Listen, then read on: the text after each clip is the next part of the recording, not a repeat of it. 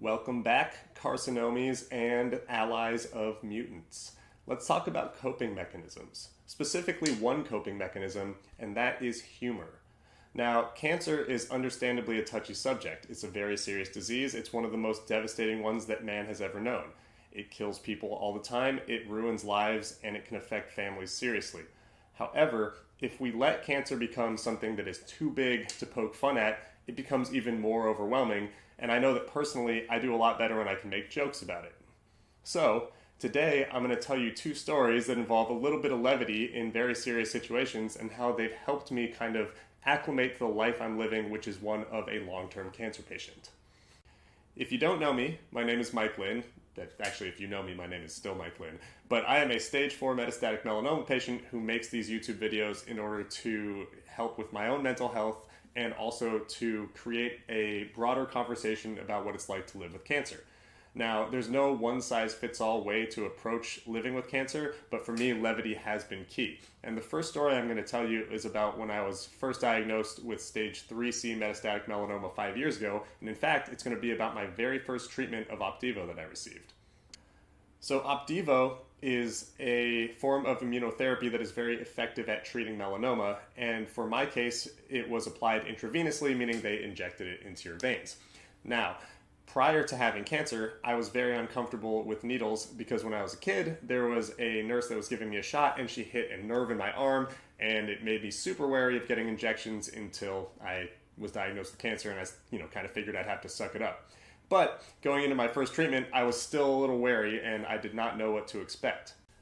Luckily for me, my girlfriend at the time was a PA, that's a physician assistant, a medical professional, and she was really, really gracious about walking me through how easy it was to have an IV line set up, how they just run saline through it first, then they put the drugs into your system, and once everything is set up, you're comfortable. So we get to the clinic. I mean, both of us are still pretty freaked out about the situation. I think going into cancer treatment is enough to do that to anyone. But, we're saying, okay, we're just going to get this first treatment done. Everything will go smoothly. We can start to see what this really looks like. I sit down in the chair, and the nurse comes over to get this line set up. She looks at my veins and goes, "Oh, you have great veins." She goes, "Pick a vein." So I show this vein over here, big old tractor tire of a guy that runs through here.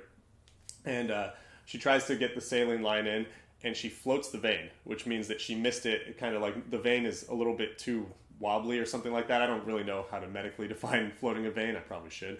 But either way, so she misses that vein. And the protocol is if you miss a vein, you have to switch. So she goes, "Okay, why don't we go to the opposite arm, same vein, right here." And one thing I should note is that my girlfriend had not told anyone, at that clinic that she was a medical professional. There's really no reason to, and I think just as a general courtesy in a lot of professions, you just don't want to overstep your bounds, even if it's among people that, you have some commonality with. And she was just there as my partner. She was there to support me. So she's sitting quietly. The nurse gets the line successfully into this vein, only as she does, blood starts shooting back into the syringe. And immediately my girlfriend goes, "Oh, that's an artery." And the nurse, her eyes kind of like pop, and she goes, No, that's not an artery. There's no way I would hit an artery.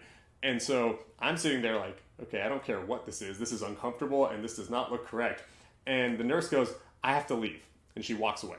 So as my girlfriend and I are sitting there bewildered, this, line for the IV treatment is still in my arm. The blood is still going back into the syringe. Another nurse rushes over. It turns out that the policy at that oncology clinic and many others is that if you miss a vein twice, you have to rotate as a nurse. I think this is to protect both nurses and patients. Basically, if a nurse isn't on their game or if a patient isn't having good results with their veins, they want to get another set of eyes on it, and they really don't want to have like redundant and frustrating misses. So this nurse comes over, she takes one look at the setup and says, "Oh, that's an artery." And she and my girlfriend kind of then talk about their respective medical knowledge, and they kind of laugh about the situation. And the nurse takes the line out of the casing. However, she doesn't take the casing out of my artery, and she goes, "I'll be right back." She walks away. There's still this plastic casing inside of my arm, and I'm just going, how is this happening on my first treatment? So ultimately, she comes back, she takes it out. We switch back to this left arm now that we know that there's an artery that runs over this vein, and we eventually get it to be successful. I go on, I do my first cancer treatment. Now, this is 5 years later and a million times of getting my blood drawn, getting an IV in my arm, and I have veins that are like perfect. When I go to phlebotomists, they always say, wow, this is super easy. So I think it's funny that the first time I ever did cancer treatment, we had this hiccup that is never repeated and likely never will. But I think the valuable lesson for me was that these are just people doing their job at a hospital, and it allowed me to give them a little bit of grace. Because, I think going into cancer treatment or going into any serious medical situation, it can be easy to picture, perfection at a hospital or picture an unknown at a hospital. You have this huge range of outcomes. And for something that was so humanizing to happen the first time around, it really helped me. And, both nurses and I are, we're still seeing each other here and there as they still work at the same clinic that I go to. And we have a laugh about it every now and then. In fact, the second nurse who came and ultimately got the line to work in my left arm, she was doing my labs a few months ago. And she was taking a look at my veins and she goes, I still can't believe that someone floated this. So, shit happens, I guess. This second story is going to show you how fast I got comfortable with cancer humor. It takes place about 6 months into my first diagnosis, and it was at my phlebotomist, or the place where I got my labs done. And the protocol that I went through every 2 weeks in order to get Opdivo and an IV is I would go to a phlebotomist, they'd take my labs, they would send the results to the oncology clinic, they'd check them to make sure my levels were okay, and we could proceed. So very, very routine, very structured procedures. And the lab clinic that I went to was small, staffed by like 5 or 6 people. So I knew all of the phlebotomists pretty well. And specifically, there was 2 or 3 that always took care of me. So one of these mornings, I went into the back room to get my blood drawn. And I noticed that there was 2 people in the room, which is unusual because usually it's just one phlebotomist and one patient. And it was clear that the second person was shadowing the phlebotomist who I knew. And, that didn't bother me. I figured it would just be pretty routine. She'd sit there quietly. The twist was that as she was explaining what was going on, she pointed to the computer screen and she said, okay, you see that ONC? That means oncology. That means he's a cancer patient, so we have to rush his results along. And I don't know, maybe I just drank too much coffee. My brain was working a little bit too deviously, but I decided to have a little fun. And I kind of made a weird face, and I looked at them and said, I have cancer? And both of them just, snap and look at me immediately. And I swear that the color just drained from their face. And I'm like, what do you mean I have cancer? And the phlebotomist who knew me, she's done my labs like 6 or 7 times in the last 6 months. She starts kind of making, she starts making noises. And she goes, but I thought that that, and she goes, what did you think was happening here?